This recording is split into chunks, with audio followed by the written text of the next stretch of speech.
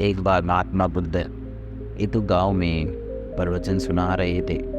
उन्होंने पास हुए लोगों के समीप अपनी मधुर वाणी से सभी को संबोधित करते हुए बताया कि हर किसी मनुष्य को धरती माँ की तरह सहनशील और क्षमाशील होना चाहिए।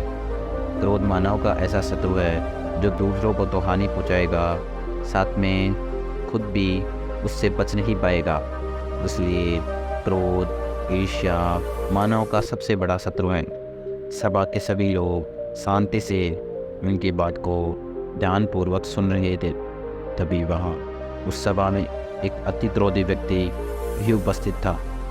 वह पहले तो उनकी बात सुनता रहा, फिर वह अचानक महात्मा जी से क्रोधित होकर बोला।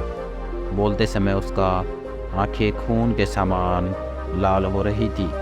उसने बोला कि तुम ढोंगी हो, यहाँ बैठकर लोगों को बेवकूफ़ बना रहे हो। यह जो तुम भी कह रहे हो ना, इसको सचमुच करना बहुत मुश्किल है। समझे, तुम्हारी इन बातों का कोई मतलब नहीं है। यह बातें कोई मायने नहीं रखती असल ज़िंदगी में। कहानी सुनाना बंद करो धूर्त महात्मा, और यहाँ से चले जाओ। ऐसे कठोर वचन सुनकर भी महात्मा जी ने उस क्रोधी व्यक्ति का कोई विरोध नहीं किया और न ही उसकी बातों पर कोई प्रतिक्रिया दी। वह शांत रहे और अपना काम करते रहे, जिससे वह पुरुष और भी क्रोधित हो गया।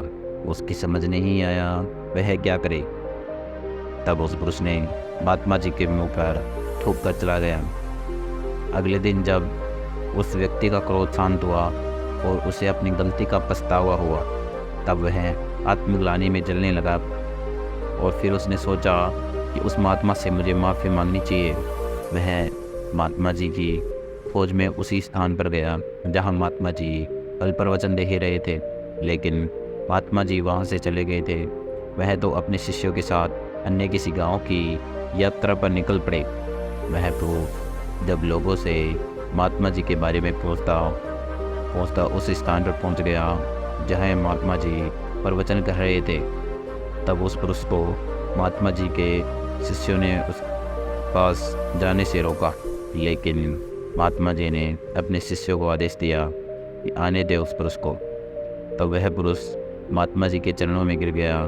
उनसे बोला, मुझे क्षमा कर दीजिए महाराज। उसने महात्मा जी से पूछा, क्या आप भूल गए हो कि मैं वही हूँ जिसने कल आपका इतना अपमान किया था? मैं अपने दुष्ट कृत्य की आपसे माफ़ी मांगता हूँ। जब महात्मा जी ने बड़े शालीनता से उस व्यक्ति से बोले कि कौन सी बात है, तब उस व्यक्ति ने बड़ी हैरानी से महात्मा जी की ओर देखा। महात्मा जी बोले कि मैं तो बीती बातें वही छोड़ आया, क्योंकि बीता हुआ कल कभी वापस लौट कर नहीं आता।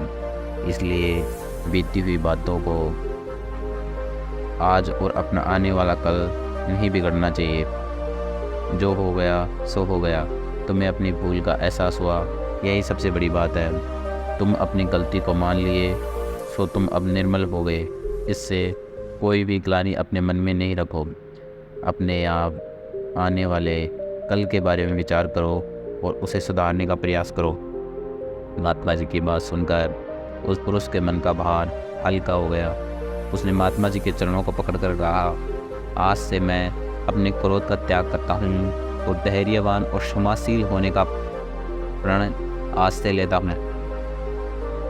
तो दोस्तों, हमें इस कहानी से प्रेरणा मिलती है कि यदि बीते हुए कल की गलती को लेकर हमें वर्तमान में उसका पछतावा न कर उस गलती को अपने भविष्य में नहीं करना चाहिए, क्योंकि दोस्तों बीता हुआ कल कभी लौट कर वापस नहीं आता।